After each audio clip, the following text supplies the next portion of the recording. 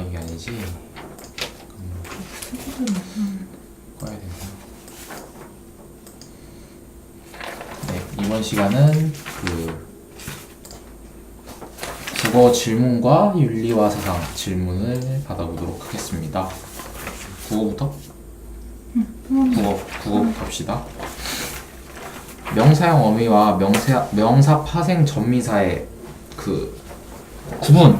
일단 이거는 어미와 전미사의 구분 중에 가장 대표적인 사례인데, 어미랑 전미사의 차이는, 먼저 어미는 어간이 있고 어미가 있습니다.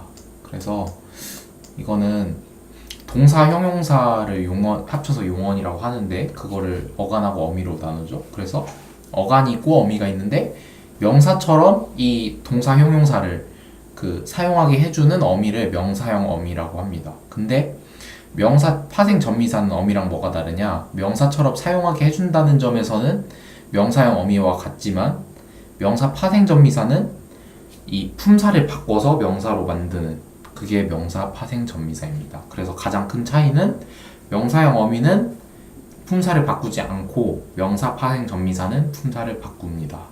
명사를 여기까지. 바꾼다는 거죠? 네, 다른 품사에서 명사로 바꿉니다. 네, 이 정도가 제가 알고 있는 내용이고. 근데 그 구분이 근데 여기 내용이 없어요. 근데 중세 부분을 하다 보다가 궁금해서 그랬는데. 현대국어 쪽에서는 아마 프린트에 있을 텐데, 아마 거기 안 나와 있을 거예요. 근데 명사를 만들 때 그게 학교 시험 문제에 한번 나왔어요. 동사의 역할을 계속 하면은 그건 어미고, 명사를 하면은 전미사래요. 근데 만약에 그러니까 만약에 그게 구분하는 게 헷갈리는 거면은, 네. 딱 나왔을 때 이게 동사의 역할을 계속하고 있는가 또는 형용사의 역할을 계속하고 있는가를 판별하는 가장 좋은 방법은 뭐뭐다라고 기본형을 만들면 그게 가장 쉽습니다. 그래서 만약에 명사 파생 전미사, 이 사례가 내가 그래도 아까 예시가 사례도 기억이 안 찾으러 나는데. 왔는데. 그러면 뭐 직접 찾아보고. 명사형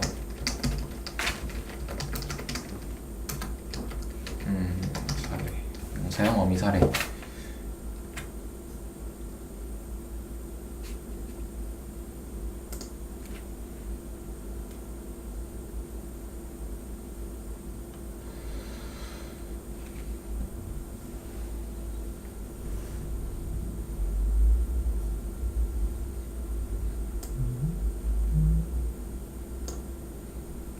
명사형 어미.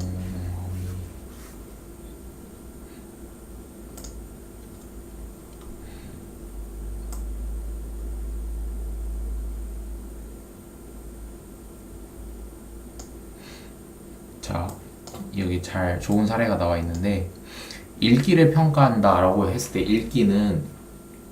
읽기라는 하나의 명사로 사용이 되는데, 이 어근을 따지면은 읽다에서 읽기가 이렇게 파생돼서 명사가 된 거죠. 동사에서 명사로 바뀌어서. 그래서 이 경우에는 명사와 전미사 이거를 붙였다고 할 수 있고, 이 책을 읽기가 쉽지 않다인데 지금 가가 붙었으니까 이게 명사처럼 사용이 되고 있죠. 근데 이 책을 읽기에서 이 읽기는 읽는다, 읽다라는 의미가 남아있기 때문에 동사의 의미가 남아있고, 그래서 역할이 동사 같기도 하고 명사 같기도 하게 그렇게 사용이 되고 있는데, 이거를 두 개를 딱 놓고서 어떤 게 명사가 된 거고 어떤 게 안 된 건지 판별을 하려면 다를 붙여보면, 이 책을 읽다 하면은 말이 되죠. 근데 수능 국어에서는 읽다 이거는 말이 안 되죠. 그래서 읽다를 넣었을 때 이게 말이 되면은 동사의 역할을 어느 정도 하고 있는 거라고 생각할 수 있기 때문에 어미라고 할 수 있고, 읽다라고 했을 때 전혀 말이 안 되면은 아예 읽기라는 형태로 굳어진 것이기 때문에 명사라고 할 수 있습니다. 오케이. 다를 붙이면 돼요. 다음, 아래야 소멸 과정이 중세와 다른 것. 사실 이 소멸 과정을 얼마나 학교에서 디테일하게 물어보는지 모르겠는데, 물어보더라도 아마 아니 아레아가 중세는 안 나오는데 제가 배우기에는 1단계에서는 둘째 음절 이하부터 우로 바뀌고 그 다음에 2단계에서 첫째 음절 이하부터 아로 바뀐다고 했단 말이에요. 근데 왜 갑자기 근대 와서는 이 말이 또 달라지는지 모르겠어가지고.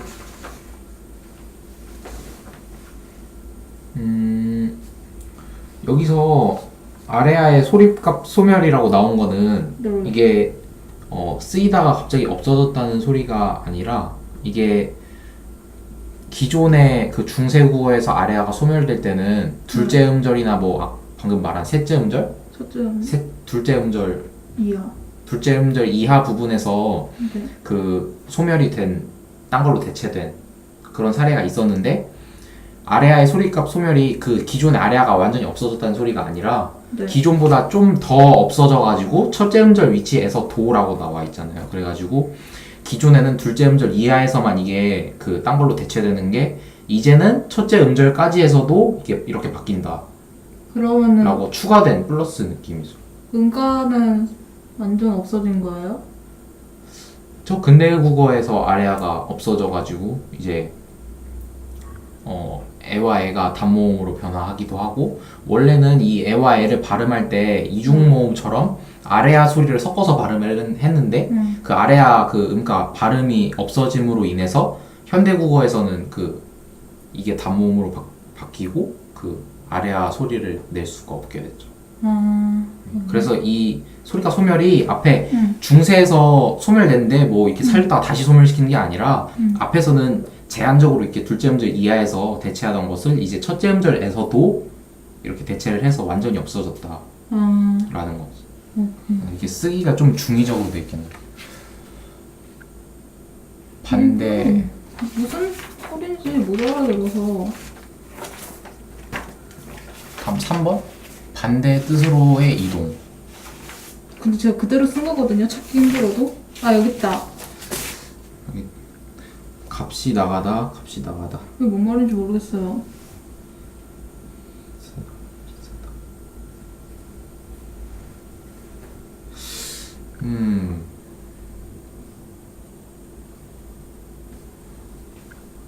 이게 이 하나만 보면은 그냥 똑같이 쓴 것 같은데 네. 제 생각에 이 밑에 거랑 같이 봐주면은 비싸다랑 싸다는 원래 반대 뜻인데 싸다의 앞에 그 비가 붙어가지고 아닐 비자가 붙어서 비싸다 싸다였는데 두 개가 기존에는 값이 나가다 이게 그냥 값이 있다 뿐만 아니라 비싸다는 뜻도 갖고 있는 말이기 때문에 원래 이 비싸다랑 싸다가 둘 다 값이 나가다 비싸다라는 의미로만 쓰이다가 싸다는 우리가 지금 생각하는 싸다로 바뀌고 의미가 그 비싸다는 우리가 생각하는 그 비싸다는 값이 나간다는 의미로 바뀌었다 해서 이 두 개를 비교해서 봤을 때 이렇게 써준 것 같네요.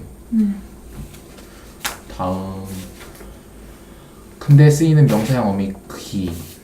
그거 안 나왔어요. 근데 읽어봤는데 중세에는 없길래 궁금해서. 아, 잘 모르겠네요. 그건. 그래요? 그럼 넘어가요. 네. 국어 교과 가서 공부를 했으면 모르겠는데 아직 국어 공부를 그렇게 많이 한 건 아니라 결사 해석하면 되는. 네, 이해가 잘 되지 않아요.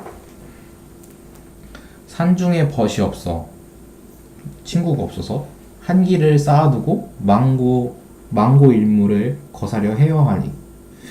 한기는 역사책 이름인 것 같죠? 네. 그 한나라의 기록이라는 뜻 같은데 한나라 역사책을 이렇게 쫙 쌓아놓고서 만고 인물 이 한나라에 있었던 많은 인물들을 내가 이렇게 거슬러서 이렇게 생각을 하는데 성현 앞에 그 앞서 살았던 지혜로운 사람도 많고 호걸 이렇게 좀 호탕하고 이렇게 기세등등한 그런 용기 있는 사람도 많다. 하도할자 많다.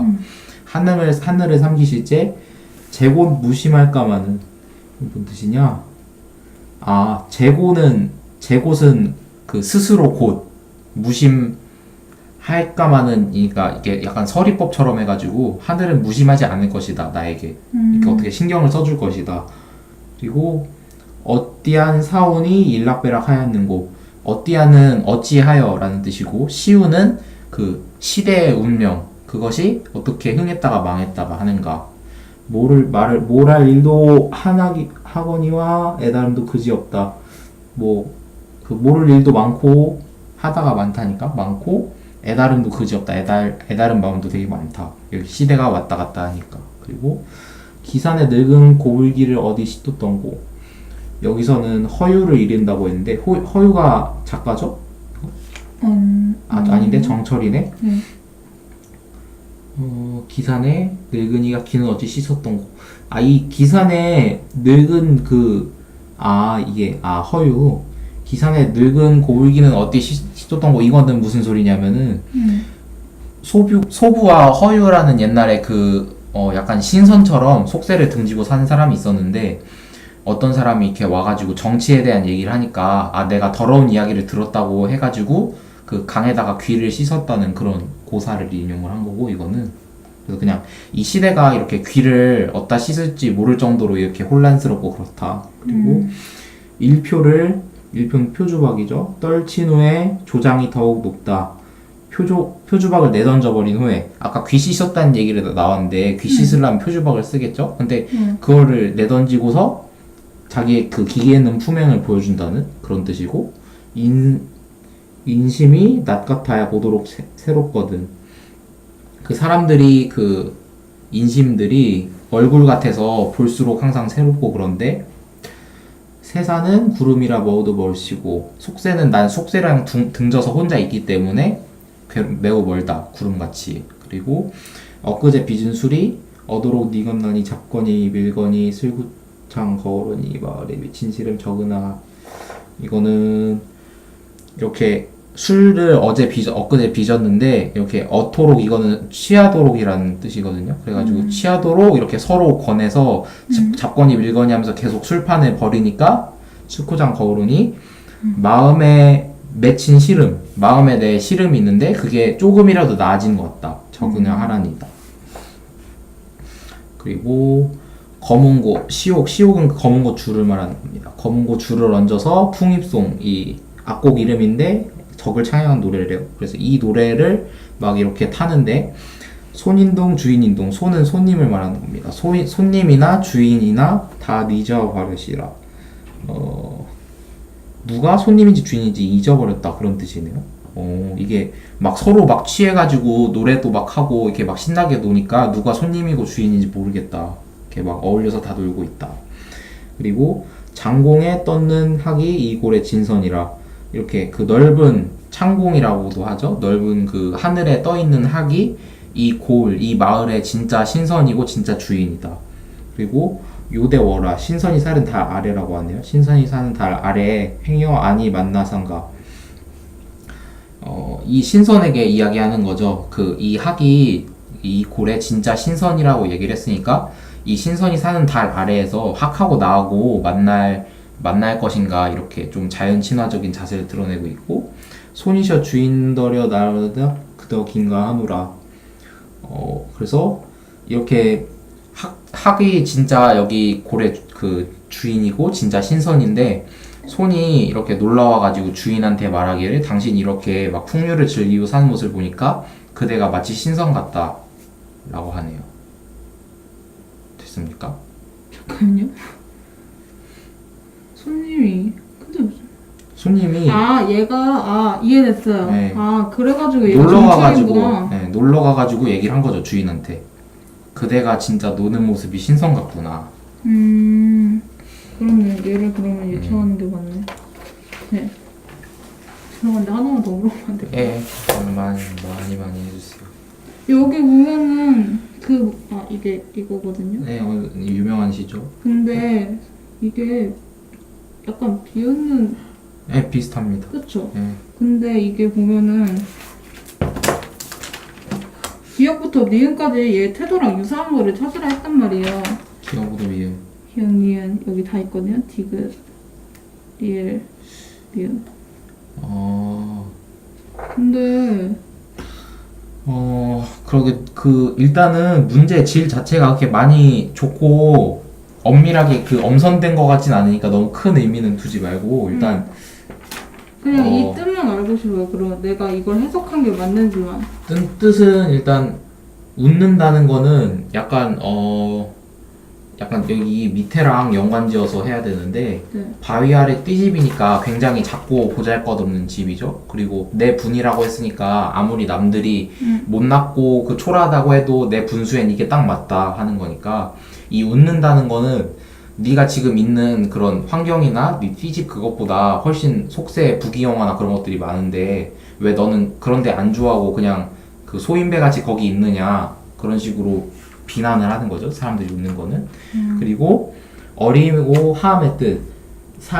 시골에서 지내는 온갖 살이 어둡고 어리석음 또는 그런 사람. 근데 이게 어리석다는 게 부정적인 의미일 수도 있지만 여기에서는 그 겸손. 자기가 이렇게 겸손함을 표현하고 그리고 내가 오히려 시골에서 이렇게 어리석고 소박하게 사는 게 니네같이 부귀영화를 쫓는 것보다 더 깨끗하고 그런 좋은 사람이다라는 걸 표현하는 그런 좀 애둘러서 이렇게 웃는 사람들이 비판하는 그런 시니까 네.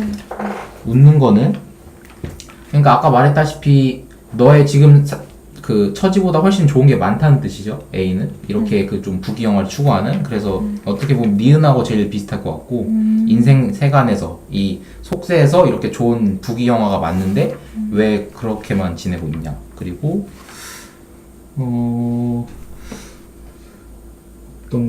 그리고 흰 물결이 둘러신 이건 그냥 풍경 묘사니까 이건 아실 테고 산줄에 책력 없어 사실을 모르더니 이거는 내가 산중에서 이렇게 살아서 있기 때문에 이 세월이 가는 걸 모르고서 산중에서 푹 빠져서 지낸다 이런 뜻이니까 뭐 미음 정도?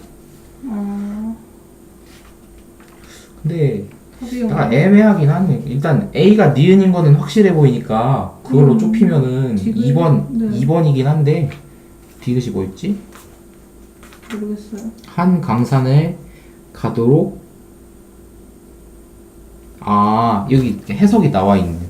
이 묘겨가 여긴다는 뜻이니까 그 나이는 낮게 여긴다는 뜻으로 이 한 강산 내가 지금 있는 주변의 강산을 네. 그 낮고 아주 좋은 곳이라고 여긴다 그런 뜻이니까 이게 그 현재 내 생활에 대한 안분지족이라든지 이런 거를 잘 표현해주는 구절이라서 디귿이라고 볼 수 있겠네요.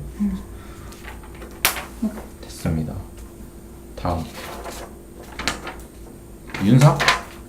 윤사.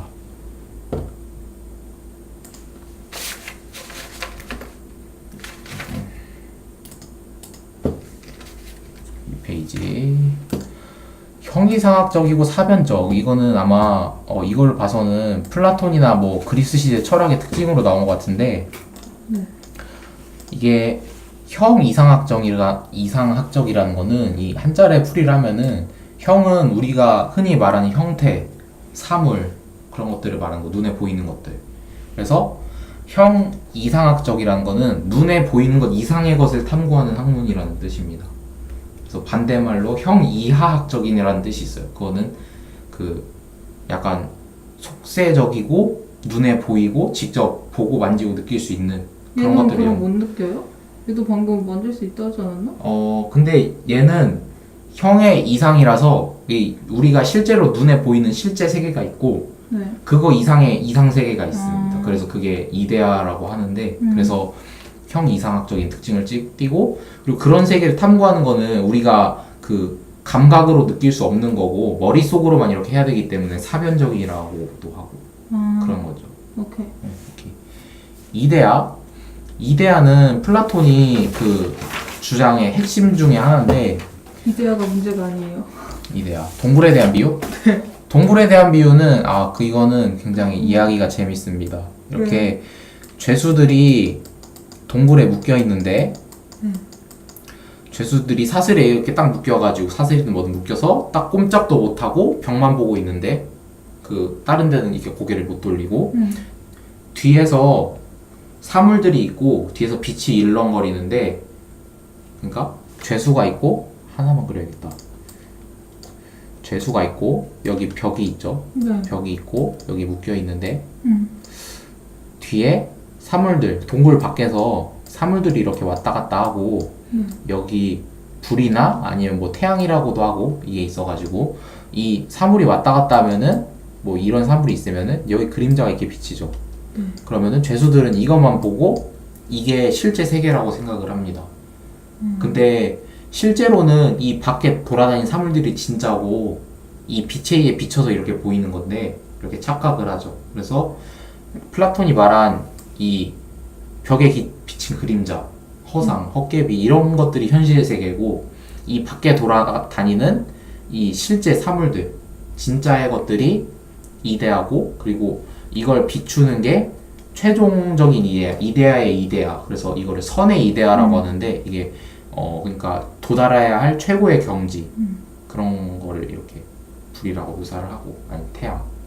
그래서 여기서 그 자기 스승인 소크라테스에 대한 얘기를 하는데 소크라테스도 인간이니까 이 죄수 중에 하나였다가 깨달음을 얻고 이 사슬을 깨고서 이 바깥 세상을 본 거죠. 그래가지고 처음에는 굉장히 눈이 부셔가지고 그 몰랐는데 점점 익숙해지니까 이 이데아의 세계를 이렇게 사변적으로 형이상학적으로 이렇게 볼 수 있게 되고 이거를 여기 안에 동굴에 갇혀 있는 사람들한테 당신들이 보고 있는 건 그림자고 진짜 세상은 따로 있다 그렇게 얘기를 하는데 자기 스승을 이렇게 세상을 현혹시킨다고 죽였다는 거죠. 이 어리석은 사람들이. 이런 게 동굴의 비유입니다. 뭐 그럼 현실 비판하는 거예요 지금? 현실을 비판한다기보다 이 현실이라고 우리가 생각하는 게 전부가 아니고 그 이상의 이상세계가 있고 현실은 그 이상세계의 불완전한 반영일 뿐이다. 약간 우리가 이상세계의 한 단면 그 왜곡된 것만 보고 지내고 있다. 근데 우리가 현재 지내는 세계는 불완전하고 완전한 이 이상세계가 있다. 그런 식으로.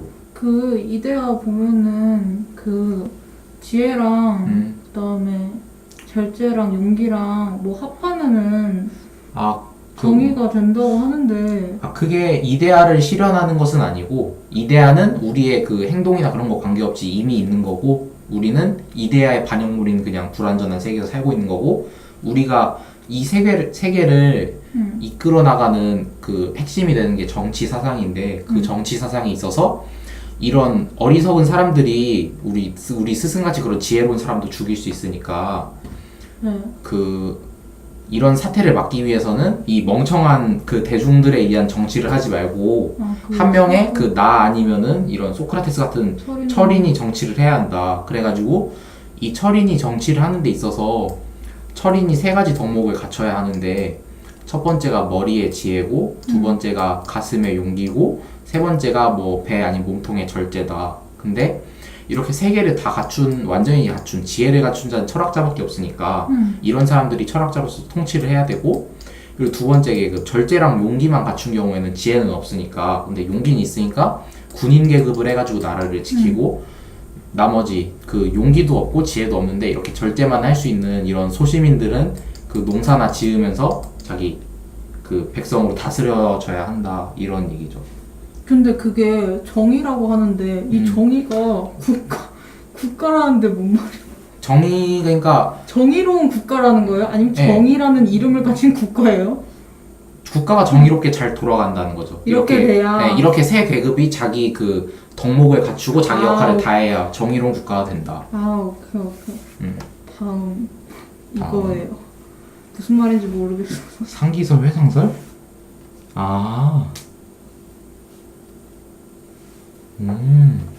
이거는 뭔 소리냐면 원래 인간이 그러니까 플라톤은 영혼에 대한 그 이야기를 많이 했죠. 네. 그래서 영혼을 건강하고 지혜롭게 만들기 위해서 이런 삼주덕 이런 절제, 용기, 지혜를 항상 그 마음에 새기고 실천을 해야 된다. 영혼을 깨끗하게 하기 위해서. 그래서 플라톤은 일단 육체 이상의 그 현실 세계 이상의 세계가 있다고 생각했기 때문에 그게 이데아고 그 이데아와 직접 관련 있는 게 우리의 영혼이죠. 플라톤에게. 그래가지고 그 영혼을 가지고 이렇게 우리 몸으로 태어나는데 우리가 영혼이 불완전한 몸으로 들어오다 보니까 그 영혼이 태어나는 과정에서 이데아 세계에 있는 그 순수한 에너지, 그 순수한 이데아의 기억들을 우리가 까먹는다. 잊고 태어난다. 우리는 원래 순수한 이데아 세계의 그 영혼으로서의 존재인데 현실 세계의 이렇게 육체를 받으면 태어나면서 그 이데아에서의 우리의 그 순수한 그 기억과 그런 성질들을 잃는다. 이데아가 천국 같은 거예요? 이 천국이라고 볼 수도 있죠, 기독교에. 그리고 절대선을 그런 기독교나 그런 데서는 신이라고 하기도 하고.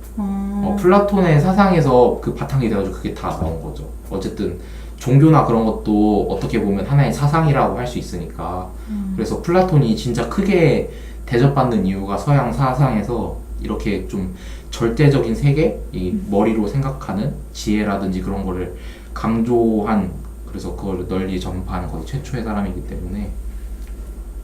예, 그래서 서양 사상사를 보면은 윤사를 공부하다 보면 알 수 있겠지만 그 플라톤으로 대표되는 그런 지성과 이런 이성이 강조되는 그 라인이 있고, 아니면은 뭐 공리주의나 흉같이 이렇게 실제 이득, 현실 세계 좀 그런 주정주의 그런 거를 강조하는 부분이 있고, 그래서 네, 그렇게 나누면서 쭉 내려오죠.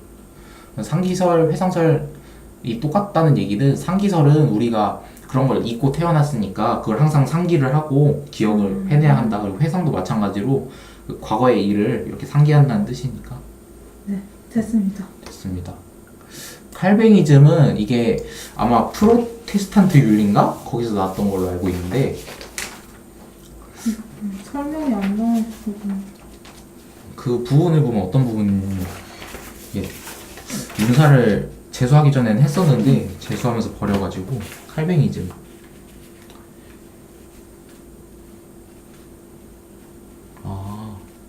칼뱅이즘이라는 거는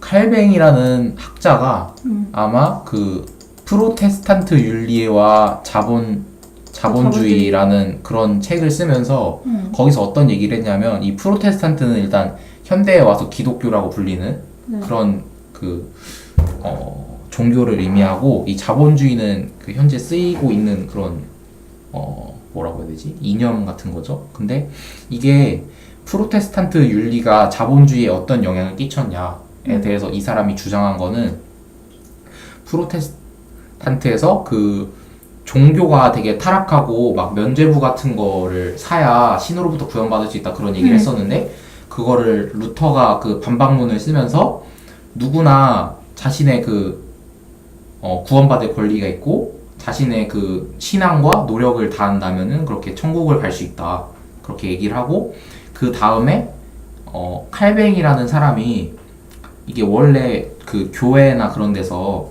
너희가 돈을 축적하고 막 모으고 돈을 벌려고 애쓰고 그런 거는 다 그 욕심 때문에 그런 거니까 악마와 같은 짓이다. 그러니까 너희는 그냥 소소하게 자기 먹고 살 만큼만 벌고 나머지는 그냥 다 교회에다 갖다 바치는 게 옳은 길이다, 그런 식으로 주장을 했는데, 칼뱅이 그거를 반박을 하면서 이렇게 그 재산을 축적하고 하는 것은 신이 우리에게 주어진 그 어떻게 보면 성스러운 의무이기 때문에 우리가 돈을 벌고 그것을 축적하고 그렇게 부를 쌓는 것은 오히려 신이 권장하는 일이다.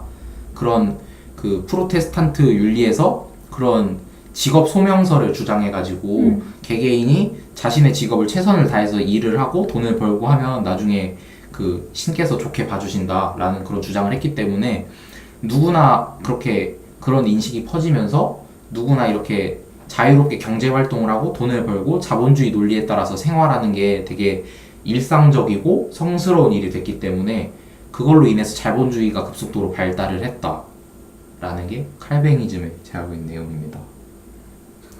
그래서 그게 자유와 평등과 어떤 관련이 있냐면, 이 경제 활동이라든지 자신의 직업을 소명에 의해서 다 해가지고 이렇게 직업 활동을 하는 거라든지, 그게 어떻게 보면 다 그 르네상스 이전에 어떻게 보면 씨앗이 됐다고 볼 수 있는 게, 기존에는 신에게 모든 걸 맡기고 의지했는데 이제는 자신의 일과 이런 자유와 평등 이런 것들을 신이 주신 소명으로 인식을 하고 자신의 일을 다한, 어떻게 보면은 좀 더 신보다는 인간에게 가까워진 그런 사상으로서의 흐름이 있었기 때문에, 그로부터 이렇게 자유주의 정식 철학 이런 것도 나오고 인간의 자유와 평등, 존엄성 이런 거를 중시하게 됐다는 거죠. 그러니까 이런. 신이 존재를, 아니 직업을 이렇게 줬어요. 그거에 대해서 최선을 다해서 자본을 얻으면 그게 내 거다 이거예요? 내 거기도 하고, 그거를 굳이 막 교회에 바쳐가지고 일부러 가난해질 필요가 없고, 그냥 내가 돈을 벌 수 있으면 최선을 다해서 버는 것이 신도 권장하고, 그렇게 열심히 사는 게 신에게 보답하는 길이다. 아 근데 식으로 그 안 적었는데 네. 직업 소명서를 보면은 소명서. 신이 이렇게 직업을 옛날에 이렇게 네. 선천적으로 저희가 직업을 얻어요. 근데 여기서 읽어봤더니 누구나 다 열심히 일을 한대요. 그러면은 근데 솔직히 어떤 사람은 가난한 직업을 얻고 어떤 사람은 막 변호사같이 높은 직업을 얻어요. 근데 그거에 대해서 어떻게 모든 사람들이 최선을 다해요? 그러니까 이게 포인트가 누구나 돈을 많이 벌 수 있고 그런 게 아니라 예전에는 돈을 많이 버는 것 자체가 권장되지 않았어요. 그래서 만약에 소득 수준이 뭐 이런 식으로 분포를 한다 네. 하면은 다 이렇게 딱 잘라가지고 이 이상 버는 사람들은 다 교회 거. 안 내면은 넌 지옥 가. 막 탐욕스럽게 부나 축적하는 마귀의 자식이니까 넌 지옥 가. 그러니까 이만큼은 바쳐가지고 다 고만고만하게 이렇게 살아야 돼. 근데 이 프로테스탄트 윤리 때문에 이렇게 버는 사람들도 할 말이 있는 거죠. 나는 신에 의해서 내 변호사 일을 열심히 해서 부를 축적하는 거는 신께서 오히려 기뻐하시고 권장하는 일이다. 그러니까 나는 내 일을 열심히 해서 돈을 열심히 벌겠다. 해서 자본주의가 발달을 한 거죠. 오케이. 네.